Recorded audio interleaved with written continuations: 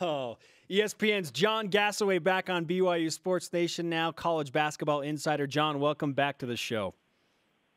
Thank you for having me. Good to be here. John, after that win in Spokane for BYU, they jumped 21 spots in the RPI. On Friday, ESPN released The Curious Case of BYU, and then the Cougars apparently took it personal. Are they a tournament team now after Saturday night? Nobody knows.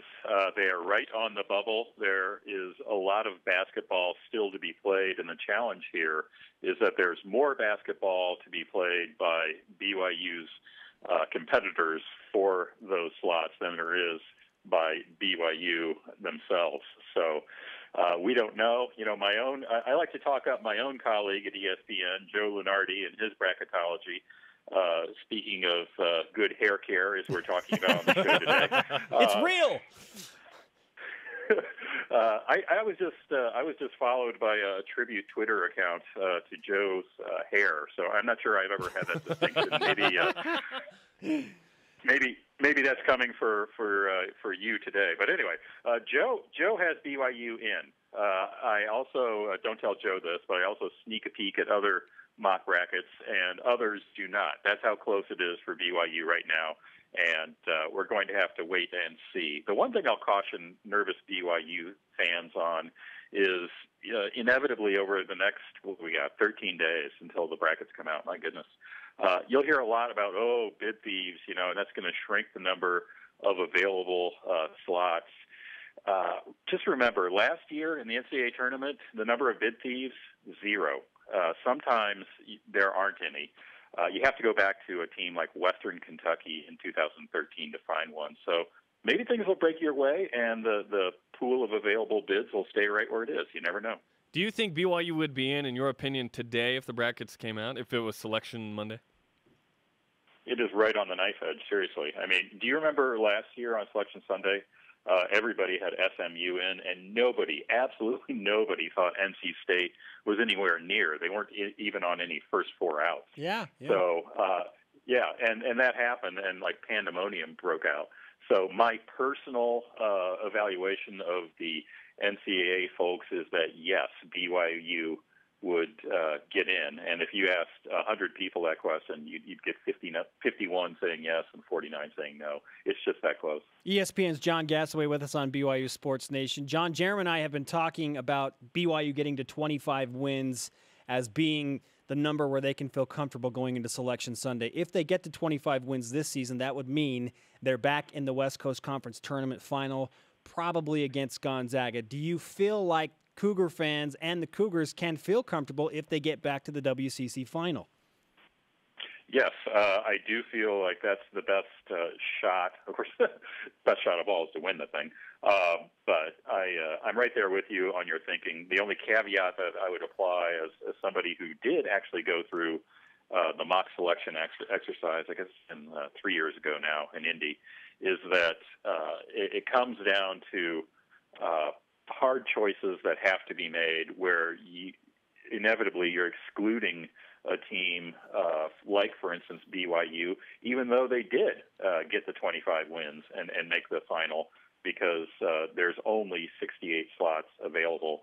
And the team that gets left out at the end always has a fantastically persuasive argument to make, even if they do get to 25 wins. But that being said, yes, I do think that would solidify their case above and beyond winning in Spokane, which was a fantastic head-shaving worthy occasion. That was amazing. Yeah, I'm laughing to keep from crying. John, what's the case against BYU right now, you think? That they were a one-hit wonder, that was, that Gonzaga chose that one game. What were Wilcher and Pango? Something like combined 5 of 19 or something weird, which they never will be again for the rest of their lives combined. And that was the game. It's kind of the same argument that will be made against some teams in the ACC who beat Duke. Well, what else do you got? So that will be the case. And after the Gonzaga win, there's a big drop in quality before you're looking at the next biggest notch in BYU's belt. But that being said, ending a 41-game home winning streak. That's a pretty good notch right there. Does Saturday's results say more about what BYU did or what Gonzaga didn't do?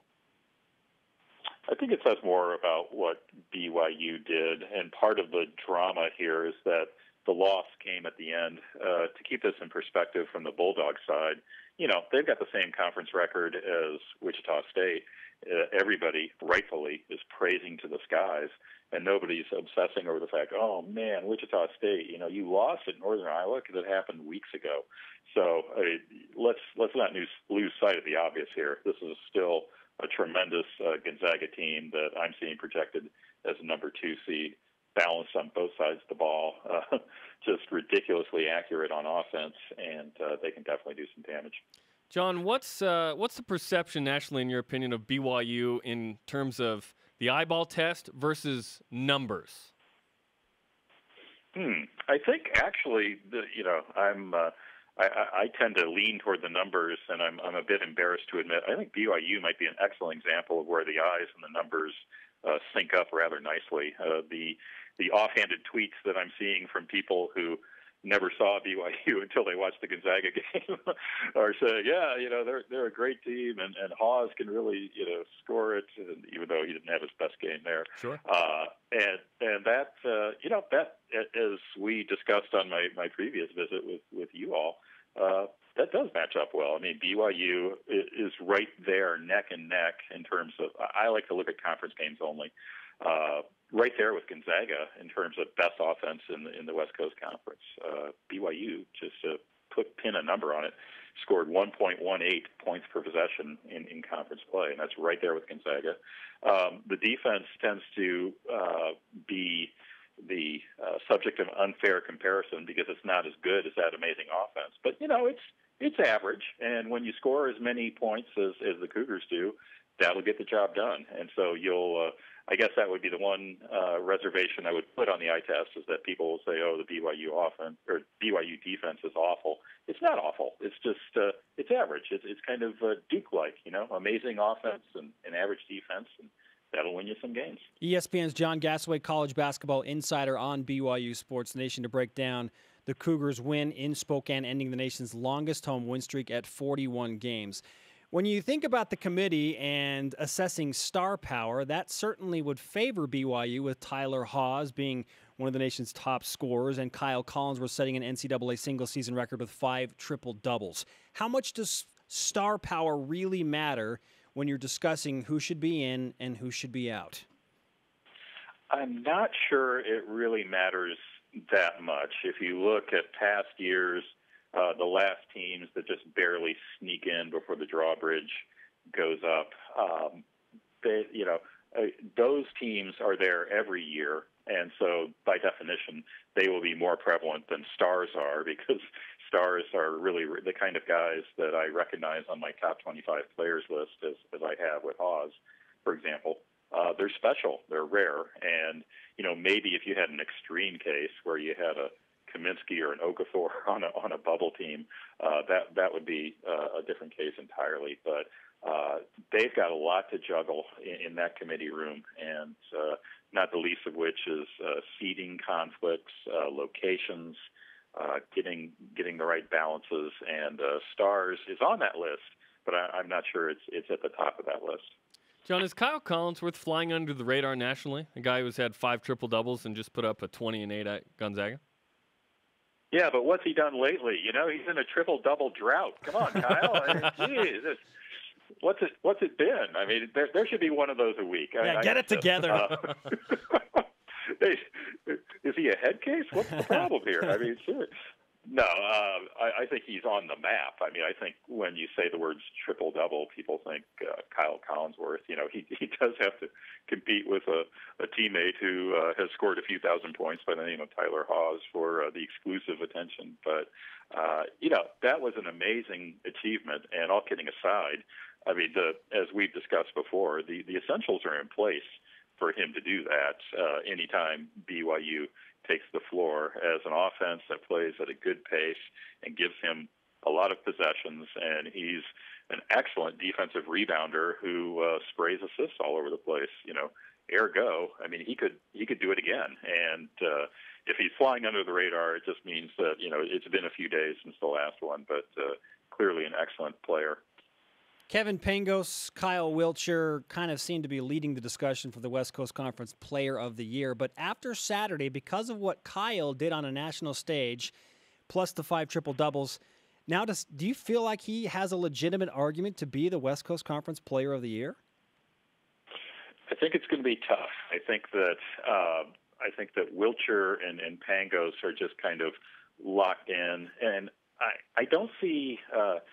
With the possible exception of, it does seem like Frank Kaminsky might be overtaking Okafor for National Player of the Year, but that goes against the point that I was about to volunteer, which is, it seems like the conventional wisdom on these awards kind of settles in February, and if that is indeed the case, then my reckless prediction would be Kyle Wiltshire, West Coast Player of the Year.